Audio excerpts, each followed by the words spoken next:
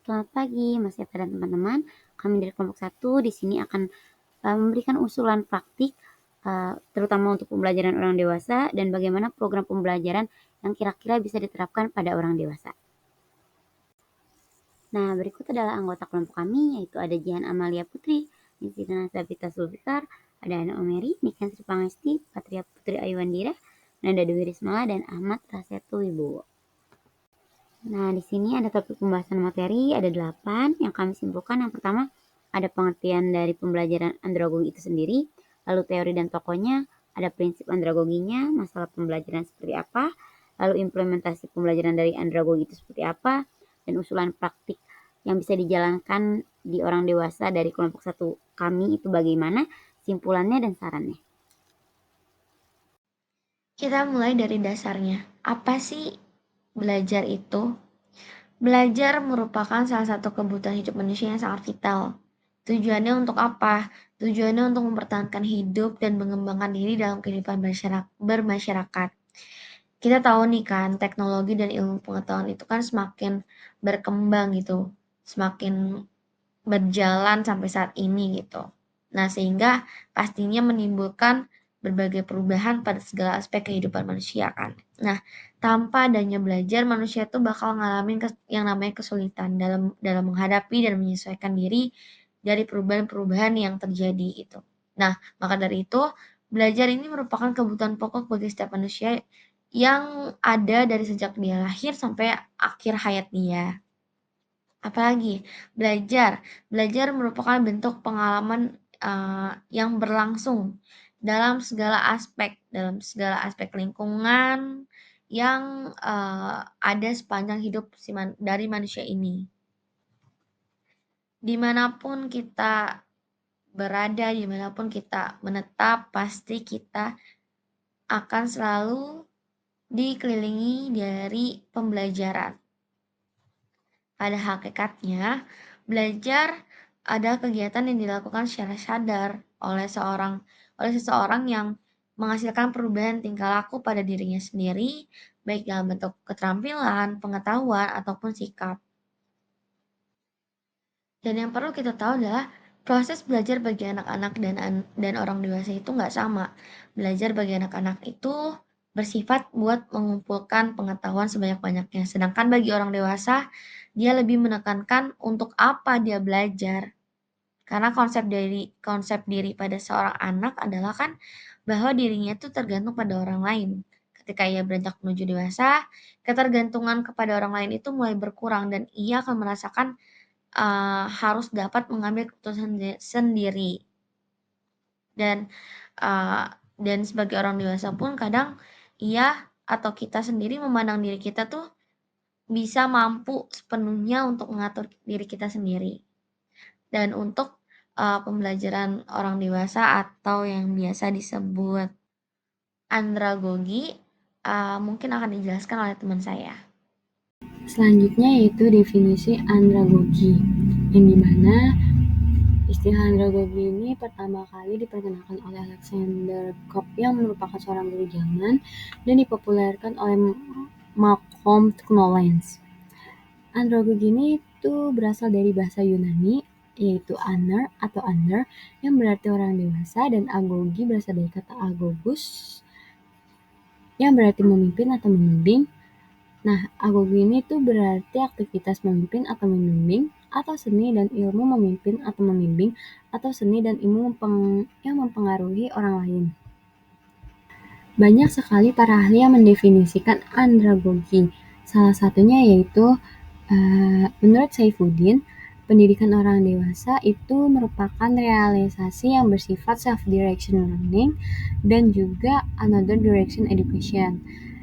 Tapi menurut Knowles, andragogi itu sendiri adalah suatu ilmu dan seni dalam membantu orang dewasa belajar. Jadi, andragogi itu merupakan suatu proses pembelajaran yang dimana peserta didiknya adalah orang dewasa. Malcolm Knowles adalah seorang ahli pendidikan yang terkenal dengan konsep andragogi, yaitu teori tentang cara orang dewasa belajar. Ia mengembangkan teori ini untuk menunjukkan bahwa orang dewasa belajar berbeda dari anak-anak ketika mereka memiliki kebutuhan motivasi dan juga pengalaman yang berbeda. Teori andragogi ini dalam pembelajaran orang dewasa menekankan bahwa orang dewasa akan belajar lebih efektif jika mereka memiliki kendali atas proses pembelajarannya sendiri. Mereka lebih mudah memahami materi ketika dapat mengaitkannya dengan pengalaman hidup yang sudah mereka lalui. Pengalaman ini menjadi dasar yang kuat untuk memahami informasi baru sehingga pembelajaran menjadi lebih bermakna dan relevan. Menurut Malcolm Knauss, pembelajaran orang dewasa memiliki beberapa karakteristik penting. Yang pertama yaitu orang dewasa butuh alasan untuk belajar. Sebelum benar-benar memulai pembelajaran, mereka ingin tahu mengapa materi tersebut tuh penting bagi mereka. Dengan mengetahui manfaatnya, mereka akan lebih termotivasi untuk belajar. Yang kedua yaitu pengalaman hidup menjadi sumber utama belajar. Orang dewasa cenderung menggunakan pengalaman masa lalu sebagai acuan untuk memahami konsep baru. Pembelajaran akan lebih efektif jika mereka bisa melihat bagaimana materi yang dipelajari dapat membantu mereka menyelesaikan masalah dalam kehidupan nyata. Yang ketiga yaitu motivasi internal, lebih kuat dibandingkan motivasi eksternal. Artinya orang dewasa lebih terdorong untuk belajar karena kebutuhan pribadi atau keinginan untuk meningkatkan keterampilan mereka, bukan karena ada hadiah atau tekanan dari luar. Misalnya mereka mungkin belajar untuk meningkatkan karir, mencapai keterampilan baru, atau mencapai tujuan pribadi lainnya. Nah, adapun prinsip andragogi menurut Malcolm Knauss itu bagi orang dewasa itu ada 5. Yang pertama itu experience as a resource, di mana pengalaman ini menjadi guru terbaik bagi orang dewasa karena orang dewasa ini membawa banyak pengalaman hidup yang kaya sebagai sumber belajarnya. Nah, dari pengalaman ini membentuk perspektif nilai dan pengetahuan yang unik bagi orang dewasa. Jadi bisa kita terapkan dalam pembelajarannya ini menggunakan kasus nyata dari pengalaman si orang dewasa ini untuk menganalisis suatu masalah dan mencari solusinya. Lalu yang kedua itu ada readiness to learn, di mana kesiapan untuk belajarnya ini orang dewasa ini ketika mereka merasakan ada kebutuhan untuk belajar, jadi mereka ini akan lebih terdorong dari motivasi dalam diri dia untuk mencari pengetahuan baru yang lebih sesuai dengan tujuan hidup mereka. Jadi mereka kesiapan belajarnya ini akan terdorong ketika hal tersebut emang sesuai dan relevan dengan tujuan yang akan dia capai di kehidupannya. Lalu yang ketiga itu ada problem centered learning, di mana orang dewasa ini lebih tertarik ke pembelajaran yang sesuai atau relevan dengan masalah yang mereka hadapin di kehidupan sehari-hari mereka. Jadi mereka ini bisa mencari solusi yang lebih konkretnya gitu. Terus yang keempat ada self-directed learning, di mana orang dewasa itu sendiri memiliki kemampuan buat mengarahkan pembelajaran mereka itu mau ke arah mana gitu. Mereka itu biasanya lebih suka terlibat dalam proses pengambilan keputusan tentang apa dan kapan, bagaimana mereka sendiri itu mau belajar gitu. Terus yang terakhir itu motivasi, di mana dukungan motivasi dalam diri mereka atau internal motivasi dalam diri itu merupakan pendorong utama bagi orang dewasa untuk belajar. Mereka ini akan belajar atau ingin belajar, ingin meningkatkan diri mereka bukan karena paksaan dari luar, tapi emang karena dari diri dia sendiri gitu. Bisa kita terapkan dengan model memberikan pengakuan atas prestasi yang mereka udah capai gitu. Terus juga bisa menciptakan lingkungan yang menyenangkan, menenangkan, dan sesuai dengan tujuan hidup mereka. Nah, di sini ada masalah pembelajaran yang dewasa. Jadi yang pertama ada keterbatasan waktu. Nah, mereka ini karena sudah mempunyai tanggung jawab di keluarga, pekerjaan, dan sosial, jadi menghalangi mereka untuk meluangkan waktu untuk belajar. Nah, sehingga membutuhkan metode fleksibel seperti pembelajaran berbasis teknologi. Nah, selanjutnya ada motivasi berorientasi praktis. Jadi orang dewasa termotivasi oleh kebutuhan praktis seperti karir dan keterampilan. Jadi mereka lebih memilih materi yang aktif dan relevan terhadap pengalaman hidup mereka. Nah, selanjutnya ada resistensi terhadap perubahan. Jadi pengalaman dan pandangan hidup yang telah terbentuk sering kali menghambat penerimaan terhadap informasi baru yang tidak sejalan dengan pemahaman sebelumnya. Nah, selanjutnya juga ada keterbatasan akses. Jadi tidak semua orang dewasa memiliki fasilitas yang memadai untuk belajar. Contohnya seperti perpustakaan atau teknologi. Jadi kita butuh sekali dukungan berbasis komunitas, sangat penting untuk berkelanjutan belajar. Nah, selanjutnya ada cemas terhadap teknologi dan kegagalan. Jadi ini sangat tidak nyaman sekali terhadap teknologi atau ketakutan akan kegagalan dapat menurunkan kepercayaan bagi diri dalam belajar. Jadi pembelajaran berbasis teknologi dengan dukungan instruktur dapat membantu mengatasi orang dewasa. Selanjutnya juga ada kemandirian dan disiplin. Orang dewasa membutuhkan kendali penuh atas proses belajar, tetapi juga memerlukan evaluasi dan umpan balik rutin agar tetap termotivasi secara konsisten. Implementasi andragogi dalam metode pembelajaran. Berikut adalah beberapa cara untuk menerapkan prinsip-prinsip andragogi dalam metode pembelajaran. 1. Pembelajaran berpusat pada peserta. Alih-alih menjadi penerima pasif, orang dewasa harus aktif terlibat dalam proses belajar. Metode pembelajaran ini seperti diskusi kelompok, studi kasus, dan proyek tim mendorong partisipasi aktif dan memungkinkan orang dewasa untuk belajar dari pengalaman mereka sendiri dan orang lain. Yang kedua ialah pembelajaran berbasis masalah. Orang dewasa belajar paling efektif ketika mereka menghadapi masalah nyata yang perlu mereka selesaikan. Metode pembelajaran berbasis masalah mendorong orang dewasa untuk menganalisis masalah, mengembangkan solusi, dan menerapkan solusi tersebut dalam konteks dunia nyata. Yang ketiga ialah pembelajaran kolaboratif. Orang dewasa belajar dari satu sama lain. Metode ini seperti pembelajaran peer-to-peer, pembelajaran kelompok, dan mentoring memungkinkan orang dewasa untuk berbagi pengetahuan, pengalaman, dan perspektif mereka. Selanjutnya, pembelajaran berbasis teknologi. Teknologi dapat digunakan untuk memfasilitasi pembelajaran yang lebih fleksibel dan menarik bagi orang dewasa. Platform pembelajaran online, video pembelajaran, dan simulasi dapat membantu orang dewasa belajar dengan kecepatan mereka sendiri dan pada waktu yang sesuai untuk mereka. Kemudian ada evaluasi dan kemudian dilanjutkan evaluasi berkelanjutan. Orang dewasa perlu menerima umpan balik yang teratur terhadap kemajuan mereka. Evaluasi berkelanjutan membantu orang dewasa untuk memahami kekuatan dan kelemahan mereka dan untuk menyesuaikan strategi belajar mereka. Adapun usulan praktik yang mungkin bisa dijalankan pada pembelajaran psikologi orang dewasa. Kelompok 1 sudah merangkum beberapa usulan praktik yang sudah kita bagi menjadi 8 usulan praktik. Yang pertama, yang pastinya adalah studi kasus psikologi dewasa.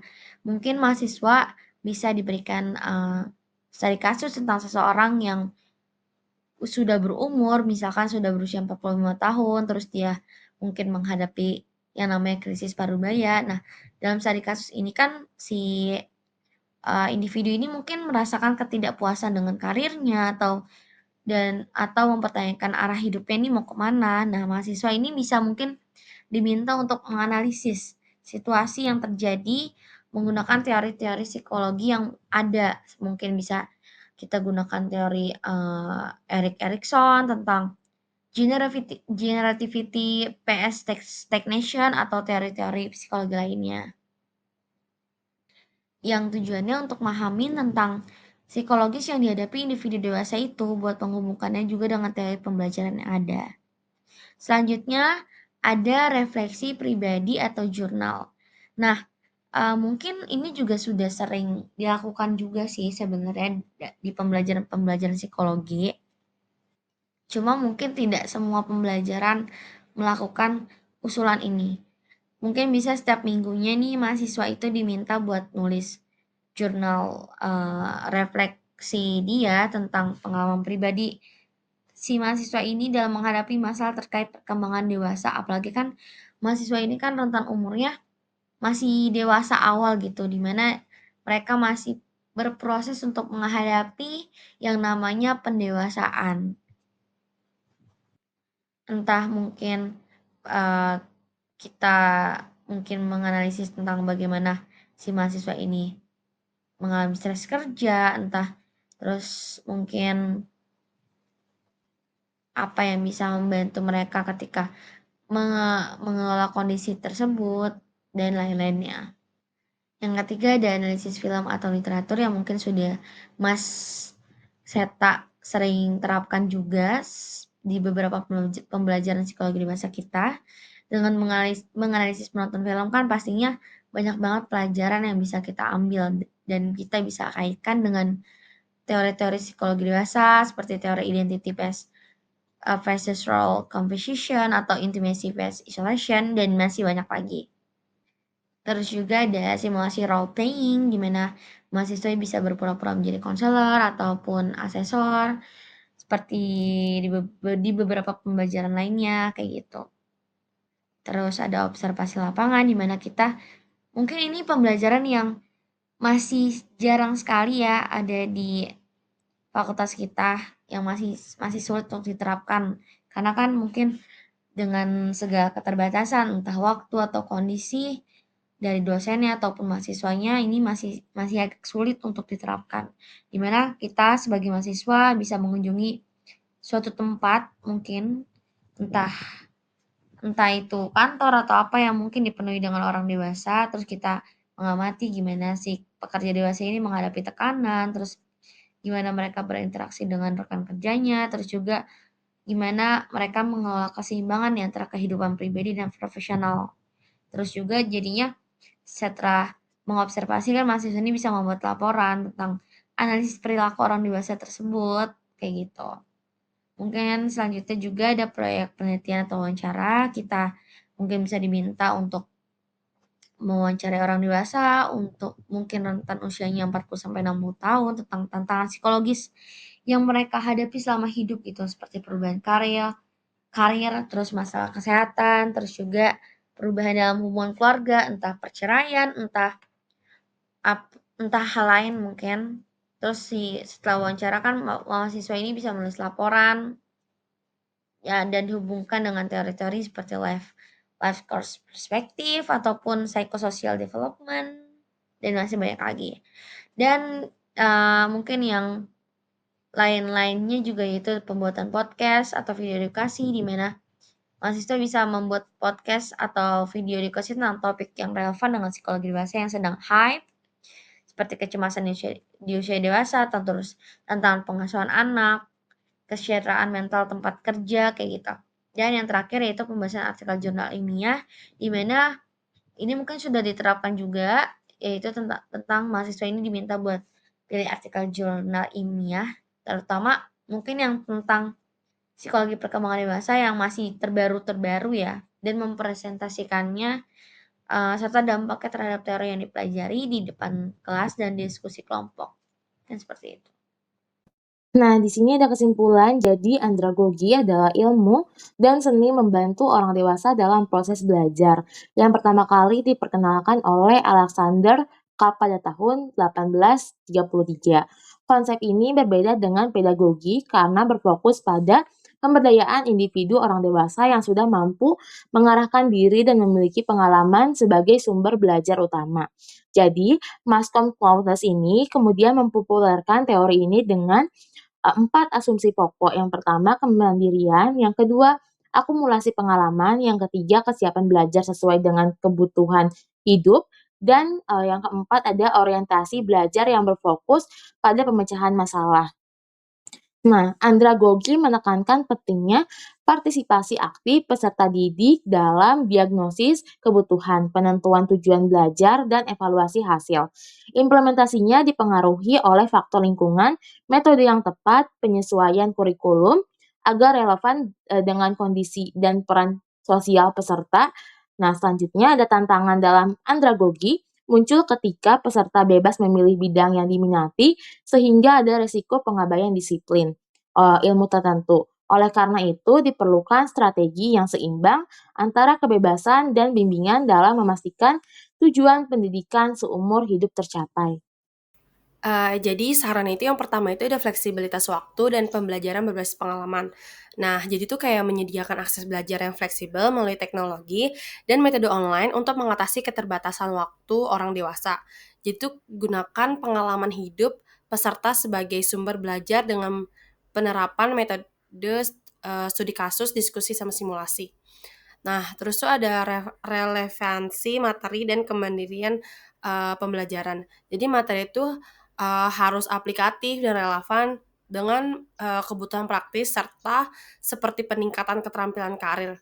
Jadi itu berikan kebebasan dalam memilih tujuan belajar dan kontrol atas proses pembelajaran untuk meningkatkan motivasi. Lalu tuh yang terakhir tuh ada evaluasi berkelanjutan dan lingkungan belajar yang mendukung. Jadi itu kayak lakukan evaluasi secara berkelanjutan dengan umpan balik rutin untuk memantau perkembangan peserta. Terus juga ciptakan nih lingkungan belajar yang mendukung, ramah teknologi, dan menyediakan mentoring untuk mengatasi ketakutan terhadap kegagalan atau resistensi terhadap perubahan. Nah, berikut ini adalah referensi yang kelompok kami gunakan. Sekian dan terima kasih.